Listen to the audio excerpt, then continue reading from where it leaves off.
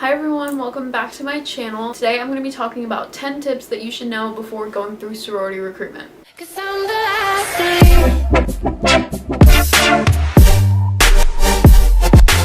Now I want to make a little disclaimer first. My sorority recruitment story is kind of interesting, and I actually dropped out of sorority recruitment in the fall, formal recruitment at my school. We have it during the fall, but I did go through the process and I do know how it kind of works. I ended up going through spring recruitment, and that's why I am in my sorority now. So I did not actually fully go through the formal recruitment process until bid day, but I did go up until sisterhood day, I think. So it was second to last day.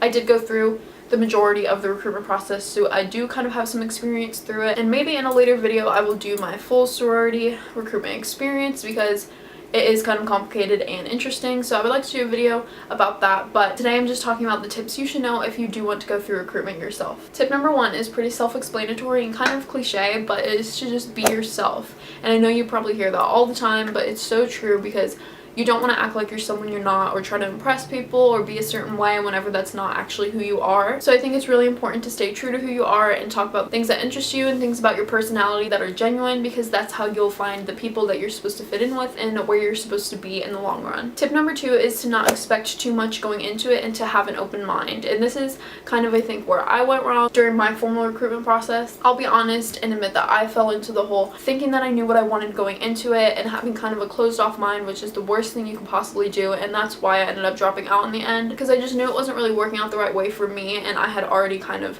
ruined that experience by expecting too much going into it. So I knew it would be better for me to wait and go through the spring again. So that being said, don't think because you have certain friends in certain sororities, or you've heard about certain things, or people in a certain sorority have been like, oh, let's go get coffee, let's go get lunch. Don't take that as you're gonna be in that sorority for sure, because I kind of had that mentality sometimes, and that definitely screwed me over in the end because I was not having an open mind to other chapters that I could have fit in with, and that was definitely my fault. So I highly encourage to be open-minded and not have any expectations going into it. Tip number 3 is to research ahead of time, and by that I mean to research just the Panhellenic community in general at your school and see what they're about, what kind of events they do in different sororities, and see if even being in a sorority would be something that you were interested in. And if you are, I think it's a good idea to look more into the specific chapters themselves. I feel like it's a good idea to kind of have a basic knowledge of at least like the chapter's philanthropies and what they're involved in, so you can have kind of questions to ask when you're talking to the women during the events. It's a good way to get a conversation started and be like, oh, I know you guys are involved in this, or these are your colors or whatnot. So it is beneficial to do a little bit of research ahead of time to kind of know what you're going into and be familiar with the chapters before you actually go and talk to them. The next tip I have is to know your values and what you want to get out of a sorority.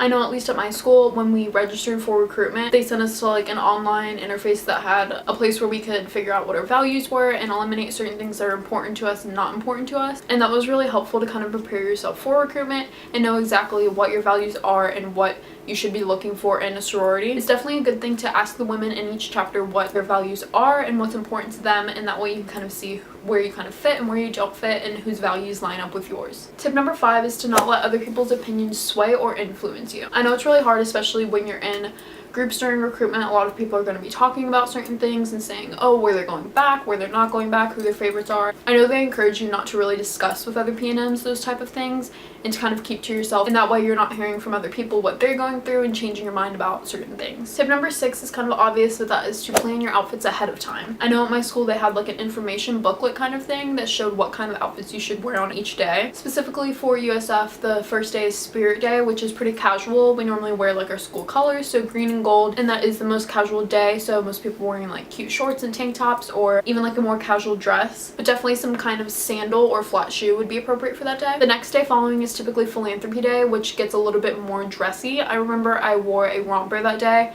kind of a nicer romper with, I don't think I might have worn wedges that day, so you can wear sandals or wedges.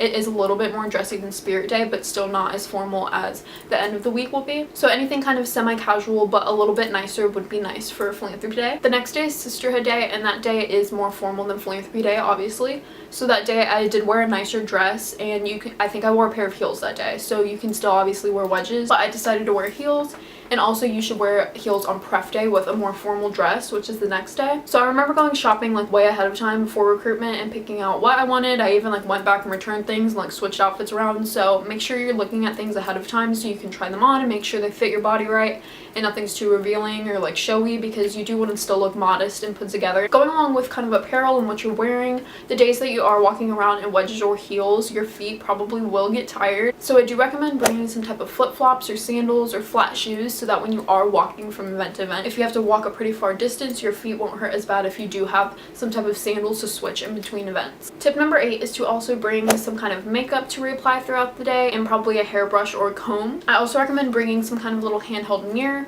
in case you can't get to the bathroom right away. This is the mirror I keep in my purse all the time. It's just from Sephora and it has a little like duo mirror kind of thing, so this was really helpful to have with me in between events, and so it was easy to just check my makeup real quick and also bring like brushes or powder, anything you can kind of touch up with throughout the day. Tip number 9 is to be a good listener. I know it's really easy to get kind of caught up in your conversation talking a lot about yourself, and that kind of is the point of these events, is to express your personality and what things interest you and things about you, because these women are trying to get to know you just as much as you're trying to get to know them. So it is really important to express yourself and show that side of you, but at the same time you want to listen to what they're saying back, any topics they're bringing up, any questions they have, because it is important for you to be interested in what they're saying just as much as they're listening to what you're saying. It's really easy to tell if someone's just kind of wrapped up in their own head and talking a lot about themselves and not really giving you the respect of listening to what you have to say. So it's really important to make a conscious effort to do that when you are talking through the events. Tip number 10 is another kind of cliche one, and that is to have fun and be open and meet people. This is a time to really get to know a lot of people, whether that be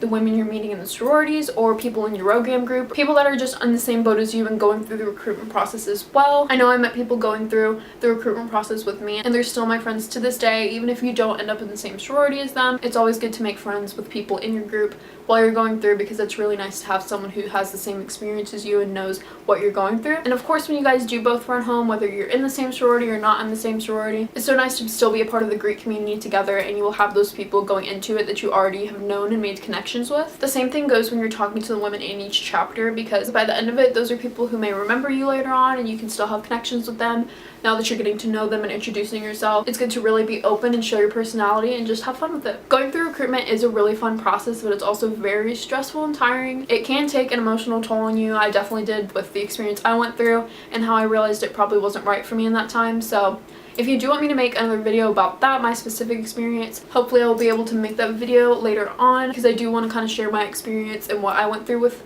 sorority recruitment specifically. But other than that, I hope these tips helped you out. If you are thinking about going through sorority recruitment, I highly recommend it, because now that I am in my chapter, even though I did go through informal recruitment, going through the formal recruitment process really allowed me to learn how to communicate with people more and be in that kind of setting where you have to talk a little bit more professionally but still have fun and make connections with people. And I think that's really important to get that kind of experience, also to just meet new people, learn more about yourself. So I do highly encourage going through recruitment if you're considering it, even if you find out it's not right for you in the end. It's still nice to get the experience and at least try it out and see if that's something you would be interested in. So I hope you guys enjoyed this video, and I hope these tips helped you out if you are considering going through recruitment. If you haven't subscribed already, please do so, and feel free to check out the rest of my videos. If you have any other college video requests or any kind of requests, please leave them down below. I want to film a lot more coming up, so if you have any ideas, please let me know, and I hope you guys will stay tuned for my next video. Thanks for watching!